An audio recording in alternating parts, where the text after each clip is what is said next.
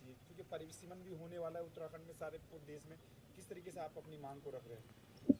नहीं, मेरी मांग नहीं, ये तो समय की आवश्यकता है।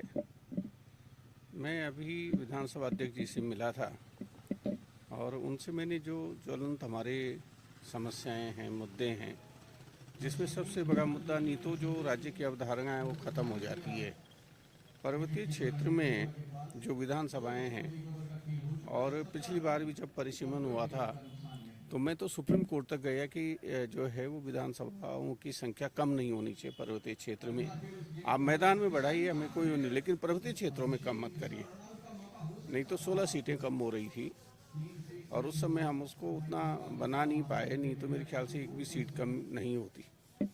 अब जैसे यहाँ देहरादून में, हरिद्वार में, उधम सिंह नगर में सीटें बढ़ गई हैं, तो उससे लोगों में कोई अच्छा संदेश नहीं जा रहा है। तो मैंने पहली बात तो उनसे ये कही है, निवेदन किया है कि कम से कम 101 सीटें यहाँ विधानसभा में होनी चाहिए और वो ज़्यादा करके सीटें बढ़नी चाहिए पर्वतीय क्षेत्र में। बहुत सी जगह हैं देश में जहाँ इस तरह की व्यवस्था है। जैसे आप लक्षद्वीप जाएं तो वहाँ 25,000 पर एक लोकसभा क्षेत्र है, जबकि और जगह जनसंख्या का मानक है। उसी तरह से तब चाहे लोकसभा हो, बल्कि 11 क्या, मैं तो ये कहता हूँ कि कम से कम 13 सीटें होनी चाहिए, 13 जिले हैं। उसी तरह से उसमें लोकसभा के साथ राज्यसभा में भी कम से कम 5 सीटें होनी चाहिए यहाँ से। उससे क्या होता है कि लोगों को विकास के मामले में और जो देश के प्रति और पूरे विश्व के प्रति, मानवता के प्रति जो हमारा कर्तव्य है, उसको हम सही ढंग से निभा सकते हैं। दूसरा, जिस तरह से समस्या आ रही है और लोग उस पर ध्यान नहीं दे रहे हैं, और उसमें मीडिया की सबसे बड़ी भूमिका है।